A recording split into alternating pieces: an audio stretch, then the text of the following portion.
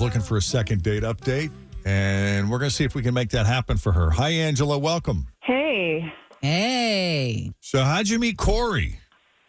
I met him online, like you meet everybody. Anymore.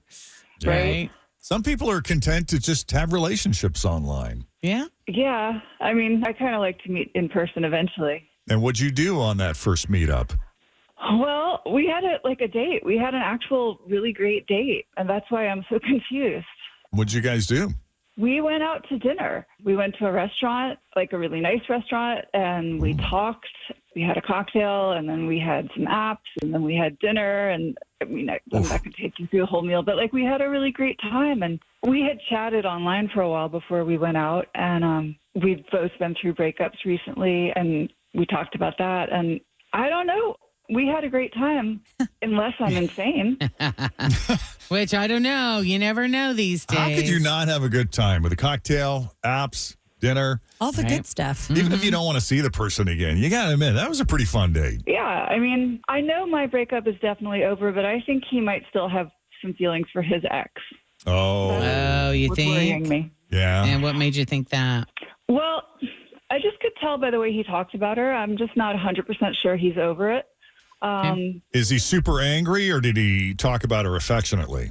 He's not super angry at all. That would be a turnoff for me. He just, we didn't like delve into the recent breakups at dinner. It wasn't a huge conversation, but he seemed a little sad.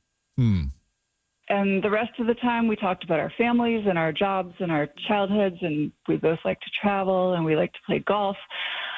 And it was just this moment of, I don't know, just he seemed sad. And the rest of the time he didn't. But we did have quite a bit of alcohol. Yeah. Yeah. I don't know. Even people who, like, have been, I'm not at this point now in my life, but in the past, I have, even though I'm over a person, I might have felt bad about the way things ended. Right. And wished I had an opportunity to. Should have gone differently. Yes. Regrets. Apologize. Yeah. Same. Breakups are hard. Yeah. No question. Now, is it one of those that in the moment when the breakup was happening, you wanted to apologize, but just your pride wouldn't let you or something wouldn't let you? No, or I just didn't see hindsight?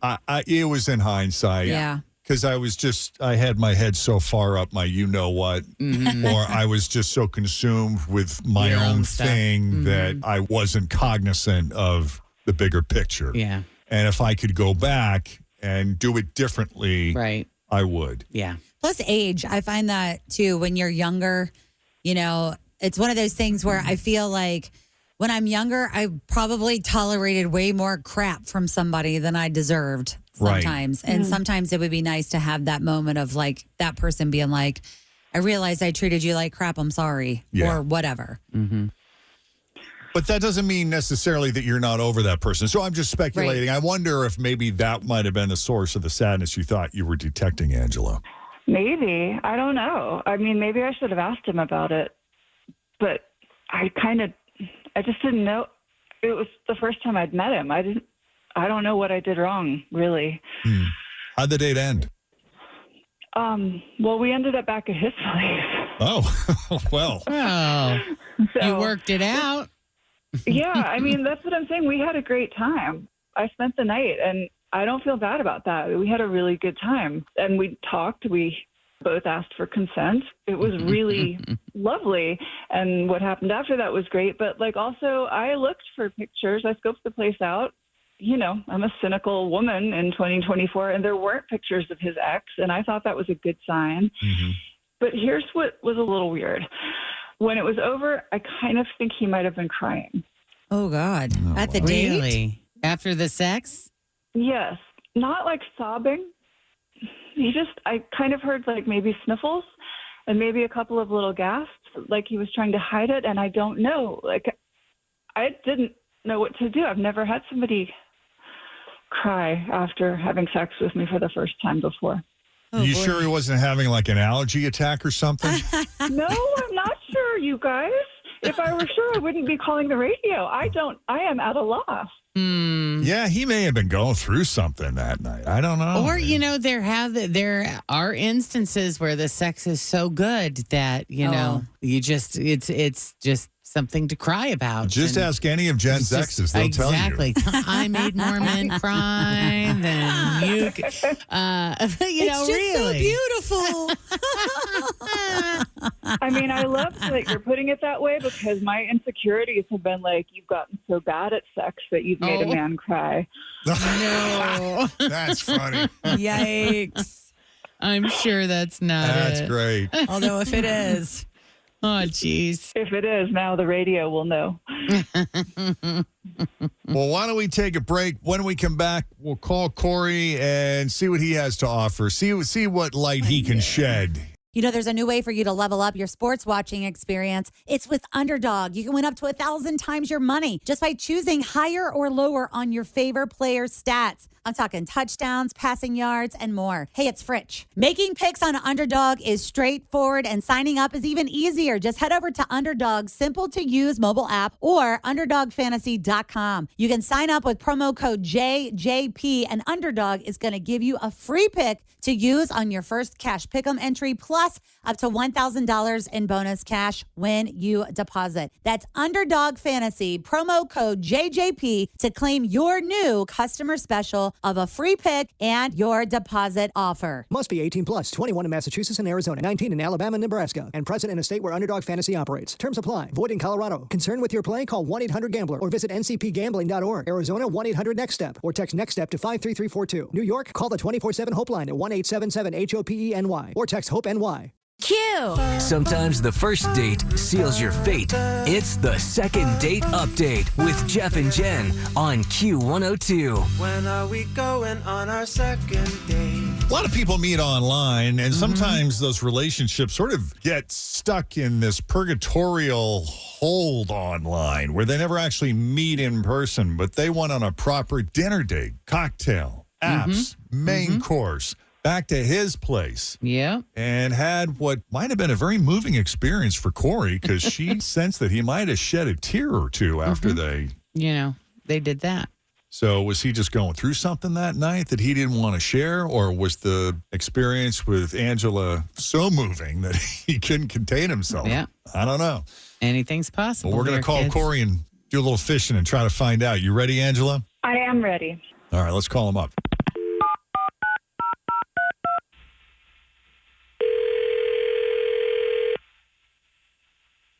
Hello. Hey, Corey, it's Jeff and Jen at Q102. How are you, man? Jeff and Jen. From the radio show. Do you listen to Q102 ever? Yeah. Well, we're on from 6 to 10. Do you ever listen from 6 to 10 in the morning? Yeah, I do on my commute to work. Well, that's us. Look at that. Have you ever heard a feature we do on the show called Second Date Update? Oh, yeah. Uh-oh. It's your lucky day, yeah. Corey. Oh, no. So you know who we talked to? Well, I've only been on one date recently, so it's probably Angela. It was Angela. Man. And she likes you. She had nothing but great things.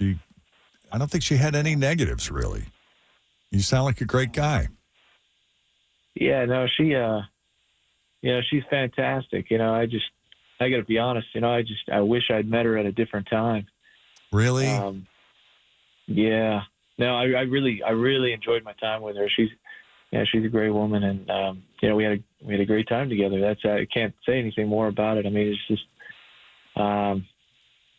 just. Why do you say you wish you met her at a different time, considering the fact that you met her online, which would lead one to believe that you were open to pursuing a relationship? I know you guys went through breakups recently. Has the ex come back into your life? No, not at all. No, it's just that, listen, I mean, you're right. I was on the dating app, and I was looking, and that's honest. I was trying. And, if I was in a different place, I just realized after being with her, I mean, we had a great time.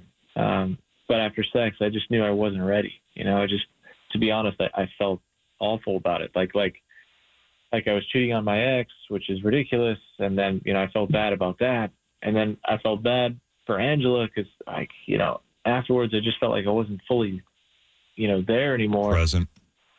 Yeah, just How long ago was the breakup? Can I ask?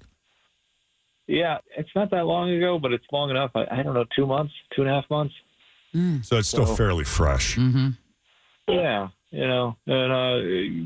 you just try to move on, and you're just trying to, live happily, and you don't normally meet great people on dating apps the first go. Right. You figured you were easing yourself in, and the first couple might be a little. Yeah, we'll just have dinner with a couple women, and just conversation to see how things go. And I mean, Angela and I have great chemistry, so it was just, everything was very effortless. It's just, I think it moved too fast. Maybe I don't know. I'm still trying to figure out my feelings, and then I was embarrassed too, and so I hadn't reached out to her. I just don't know what to say. You were in a shame cycle.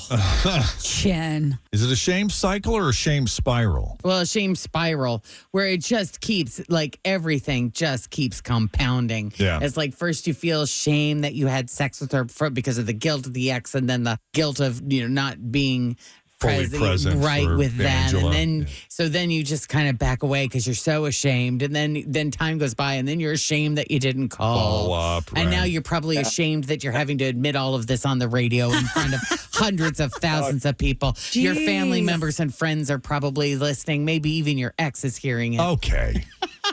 Oh, How does he get out of it? Just hang on. At this No, point, no. We're going to help you out of it. We are Corey. totally going to help you out. Because we're going to make it all here's better. what I want you to think about. Do you think that you could be at a place where you are truly open to being present for someone new, not necessarily Angela, maybe Angela, not necessarily Angela, whatever amount of time that takes. Yeah. Do you see yourself eventually becoming open to someone new? yeah. Oh yeah, absolutely. Oh yeah, yeah. I don't know how long that takes. It seems like everyone is different, but. And I'm going to ask you another personal question, not to put you on the spot, but who broke up with who? Yeah. Did you do the dumping or did you get dumped? This was actually very a mutual breakup. There was just too many differences for too long. Right. Too many things ignored on both sides. So this is a very fortunate breakup that it was mutual. That's heart-wrenching. It is. Yeah. It sucks. I remember too, like the first time that when you're with somebody for so long, or like when you're in a relationship like that, and the first time you hook up with somebody else afterwards, it does feel a bit like different, where you're just like, what just happened? That sometimes is really challenging. Sometimes it's easier when one of them was a real a-hole. Oh, yeah. Oh, yeah. It's like the break is easier. But when it's mutual and you're deciding that there's just, you really care about the person, but there's just too many differences, those are the worst. Yeah. Hey, Corey, we got Angela on the line. You mind saying hi? Hey, Hey. sorry. That's a lot, Angela. It is a lot. Yeah. How you doing? Yeah. I'm actually having a lot of feelings about my own breakup that I don't even know if I had. Well, I mean, thank you for saying all that. I guess, but also, I wish you could have told me. But also, yeah, I really get all of that, and I wish we'd met at another time too. And the door is open when that. I don't know how to say it.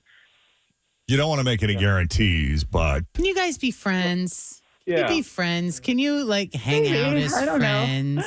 They both seem so tender, and I know. I just like them so much. I know. if it's available to you, and I hope it is, if your plan doesn't cover it, if there's a way to maybe talk to someone that can help you process all this stuff related to the breakup. Oh, are you asking if either of us is in therapy? I definitely have a therapist. Oh, well, that's good. Yeah. And Corey, I don't know if you're seeing anyone, but would you be open to that to help you process all of the stuff The things. from that breakup that would help you move on? I thought I could handle it for a while on my own, but I think it might be a good idea. It might help. Yeah. Yeah. And then you two can get together and compare your notes from your therapist. There are people in therapy in this room that share notes from their weekly visits. And I think it's That's true. really interesting and fun to discuss. I think therapy is one of the most self-indulgent forms of self-care you can do. Because you just sit there and just talk about yourself. My favorite subject. Yes. But the epiphanies that you have Oh, are just so eye-opening that you're like, "Oh, I am so glad I am talking to you. This has been great. I like that. Yeah. well, Yeah, I like that. we appreciate you coming on Second Date Update. I really enjoy talking to you both, and we wish you both the best of luck. And you guys have each other's contact info, so if you ever decide you want to get together as friends or, I don't know. Or just coffee. Hey, whatever. Yeah. Yeah. I Yeah, think that'd be great. that sounds good. All right, you guys. Nice. Best of luck. Yes. Thanks. All right. If you need a